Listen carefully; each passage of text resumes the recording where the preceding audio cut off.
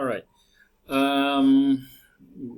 Well, we have actually covered all of the materials that we need in order to understand adjusting entries, the principles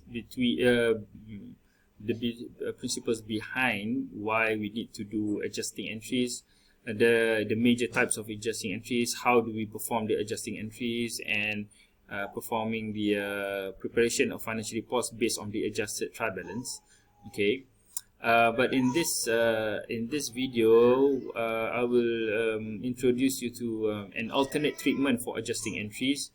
There's an alternative way of treating adjusting entries, which can be used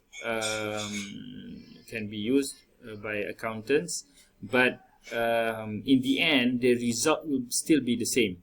Okay, the difference is that when the original transactions happen, the choice of whether to record it as an asset or liability, there's a choice to it. But then the corresponding adjustment will be according to the original transaction. Okay, so let's see the alternate treatment for adjusting entries. When a company prepays an expense, it debits that amount to an expense account. Okay. Previously, when what we have looked before, when a company pays for an expense that they have not incurred, the original recording will be a debit to the asset. Okay, because we consider that they paid for something that they have not used, so they have produced an asset. Okay, because it is a future benefit that they will obtain. So a debit, the original transaction would be a debit to the asset, and a credit to cash account. Okay, a debit to asset and credit to cash account.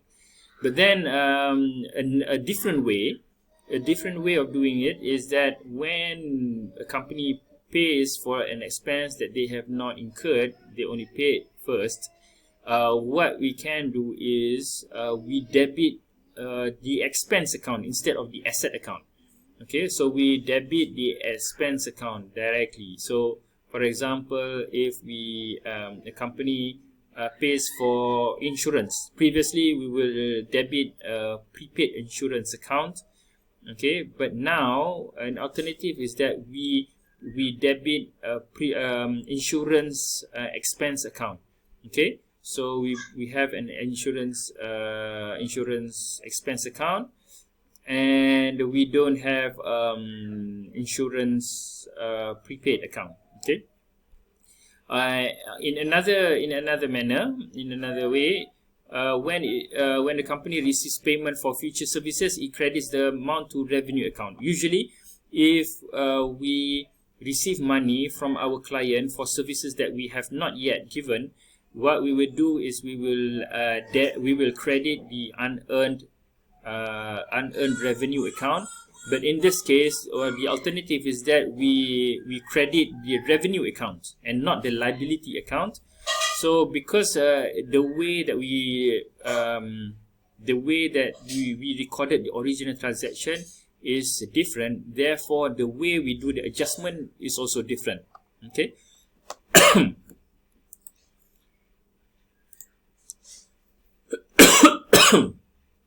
Okay. So in the case of prepaid expenses, when a company pays for the expenses before they actually incur the expense, the company may actually choose to debit an expense account rather than debit an asset account, which we have done earlier.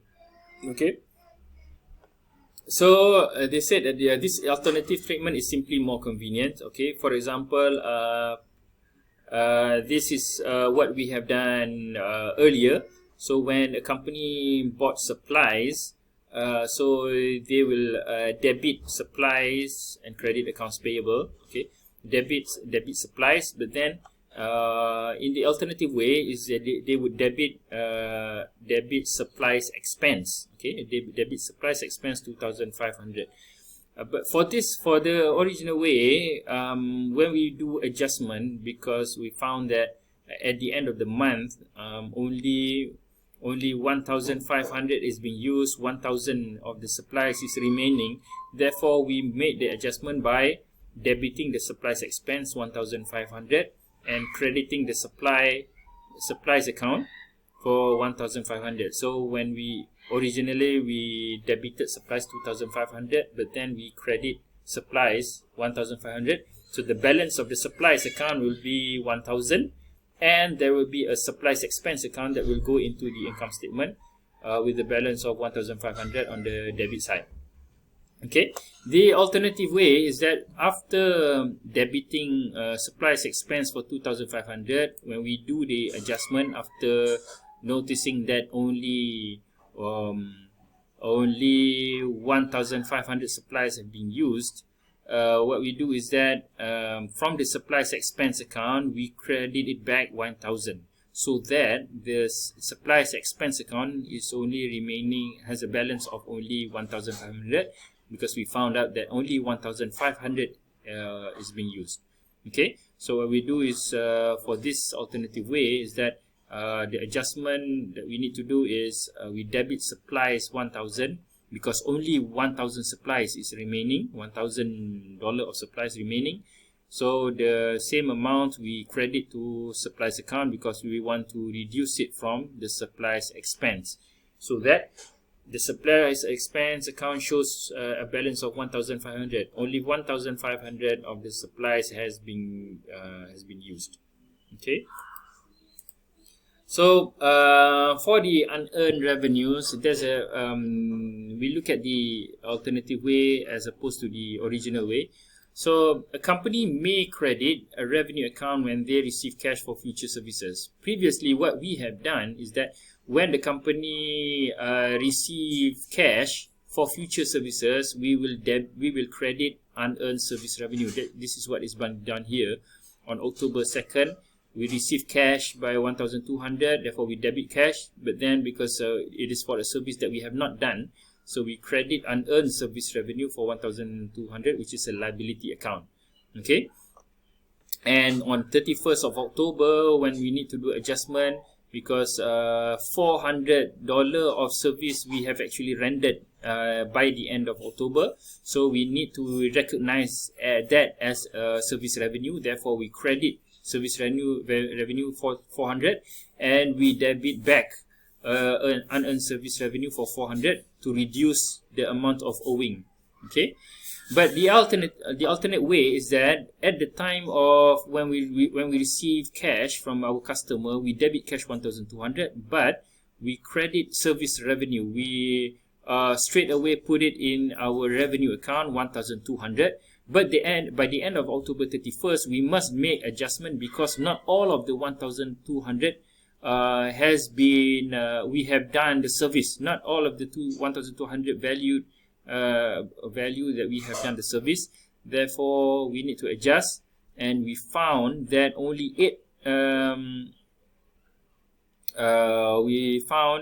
that only 400 should be the revenue that we recognize. Therefore, to reduce 1,200 to become 400, we need to debit service revenue account by 800. So we originally have service revenue credit side of 1,200. We reduce it by debiting 800, so the remaining would be 400, because only 400 of service that we should recognize as a service revenue. Therefore, we debit 800 and we credit unearned service revenue, so that we will show in our accounts that there are 800 owing of service that we should give to our customer. Okay, so this is summary of additional adjustment relationship. All right. So the type of adjustment here. Okay, prepaid expenses. Prepaid expenses